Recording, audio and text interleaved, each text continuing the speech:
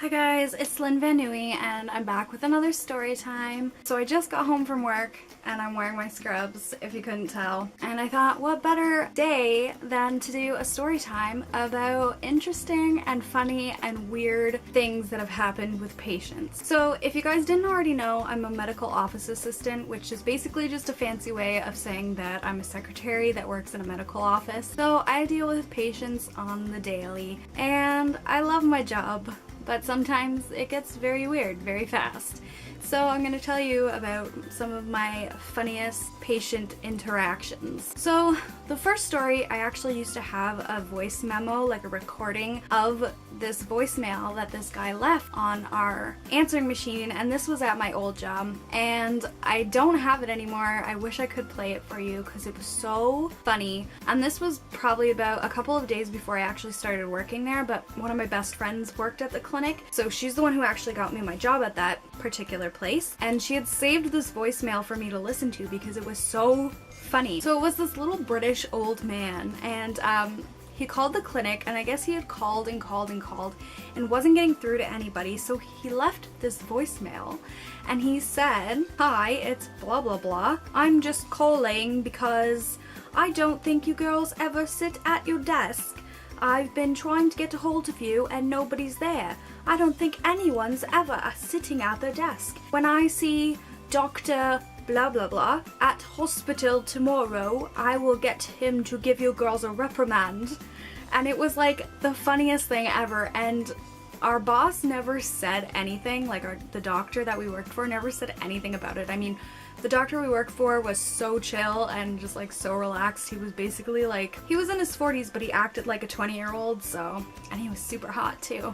But yeah, he never said anything about it, but it was just the funniest thing ever. The next story is actually somebody that I personally interacted with. So at my old job, when I worked for that really hot doctor, I would do what we call a PVR, which is a post-void residual test. And it's basically like an ultrasound. It's like a bladder scan. It shows me how much urine's left after you've gone to the bathroom, or I guess I could do it before as well, but I always did it after they went to the washroom to see if they were retaining any fluids in their bladder. So anyway, I had this patient. She was probably like late 30s, early 40s, and she came in wearing a sundress. First of all, if you're getting like an ultrasound done, why would you wear a dress? Second of all, under that dress, she was wearing a thong. I said, lay down on your back, lift up your dress right under your cleavage area. I'm going to give you a scan on your lower stomach. And she made a joke like, "Oh, usually I get paid to do this. So you're a stripper?" It was just really awkward, and she was kind of like making almost like flirty banter at me, and it was just like really uncomfortable. So as you could probably imagine, working in close quarters with patients, you're bound to get a few flirty people. I've had women flirt with me, I've had men flirt with me. Mostly I get old men. I don't know why, but that's just what I attract, I guess. I have a lot of old men flirting with me at my old job in particular, and I would be that person that would walk them to the exam room where the doctor would see them. And we would walk past the window where my best friend would sit at to catch people on their way out to book their follow-up appointments. And I would walk in front of the patient and lead them to the exam room that they were going to be in. And she constantly would tell me, "That guy was checking out your ass, that guy was checking out your ass, that guy was looking at your ass." It was like constant. I had this one patient, and like I said, most men that flirt with me are like older. I'm not sure why, but I had this one patient. He was younger, probably pretty close to my age. I feel like he was probably about 25. And what's weird about this is that he was married and had a very small daughter. And this patient would always say things like, "Oh, I'd do anything to get you to laugh. I'd do anything to get you to smile, blah, blah, blah." And he'd make like flirty little comments like that towards me. And it didn't really bother me because I'm always kind of a flirtatious person anyway, but it was just a little weird because I knew he was married and I knew he had a kid. So the one day he was leaving the clinic and he went to Steph's window over here, got his like requisitions for lab work and stuff like that, proceeded to come around to the front because my window was like right by the front door. So you had to cross by my window to get out of the building. I say, bye, have a nice day. And he dropped all of his papers everywhere and I just burst out laughing. I couldn't help myself. It was just too funny. I've never had a reaction like that where I made a person so nervous that they just dropped all their stuff. Like, it was too funny. I also have another voicemail from another patient, and it's just a funny voicemail. So I'm gonna play it for you guys. I don't know if you guys will be able to hear it that well. I'll put subtitles on it if you can. Appointment with you tomorrow. Excuse me. My son is home sick. He's got an ear infection. Oh, sorry. And I won't be able to drive him tomorrow. And evidently, I have a bit of a cough. Okay. Anyways, Just, I don't know. So funny. I felt so bad for her. Like, how awkward would that be, leaving a voicemail and you're just like coughing through the entire thing? So at my new job, I have this one patient in particular. He is close to my age. He is very cute. And he always just says really, like, weird things. Like, things that just make me laugh because it's just so random and weird. So I guess his phone was broken for a little while, so he was using our phones at the reception to call for his ride. And the one time I dialed the number and I handed him the phone and he looks at me and goes, "I'm calling my drug dealer." And I just burst out laughing because, like, how do you react to something like that? Like, I know he wasn't actually calling his drug dealer, but like, what a thing to say to somebody. The other time, this exact same patient called in and was trying to confirm his appointment for a later day. He had forgotten the time that his appointment was at. And he goes, "Hi, I just wanted to confirm my appointment time on Saturday." So I go on to Saturday's appointments and I look and I say, "Oh yeah, your appointment's at 11. And he goes, "I didn't even give you my name." And I was like, "It's blah blah blah, right?" And he's like, "I'd like to stay anonymous." And I'm just like, "Okay, we'll see you at 11, anonymous." And like, it's just like weird things like that. It just always makes me laugh. The next 3 stories are stories again from my old job. At my old job, I worked for a urologist. We dealt with things like prostate cancer. So I remember this one time this guy left this voicemail. It was just too much. This guy called and he said, "Hey, I need to get an appointment. It feels like I'm shitting out a hot poker." What? We also do things like vasectomies. We always hand them these little, you know, like the little urine cups.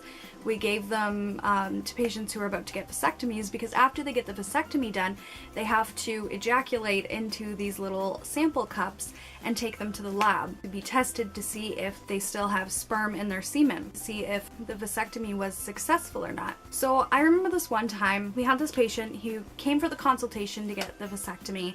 He got his little sample jars and he was on his way out and he was booking an appointment with Steph. And if you know anything about Steph, she is like the most awkward person ever. She doesn't do well with human interaction, like, at all. She is so awkward and anything sexual just makes her extremely uncomfortable, especially when it's someone she's not comfortable around to begin with or like a stranger. So this guy comes up, he's booking up his follow-up appointment, he's got his little sample cups and he goes, "What do I do with these?" And Steph goes, and I go, "Oh, you ejaculate into them." Like, nothing makes me feel uncomfortable anymore. So I'm just going on about how you need to ejaculate into this little sample cup. And he goes, "Would you girls be able to help me with that?" And Steph just goes bright red in the face. She feels so uncomfortable, I can tell. And I'm like, "Why don't you ask your girlfriend to help you with that?" And it was just one of those things where, like, I'm always that witty person and I give no fucks, and Steph's just sitting there like, she's terrified and she's so uncomfortable, and I just thought it was so hilarious. And the last story is about my favorite patient ever. It is this old man. He's probably, I think he's about 64, so basically around the same age as my dad. I remember the first time he came into our clinic, he was so angry. He hated everything and everyone, and he was so rude. He had kidney stones So he was in pain and he was just taking it out on everybody. I remember thinking like, this guy is such an asshole. Like, I fucking hate this guy. As he continually kept coming to our clinic and getting medical help, he got happier and happier and happier, and he started like flirting with me. And of course I would flirt back because I don't care, and it was just like friendly, you know, whatever.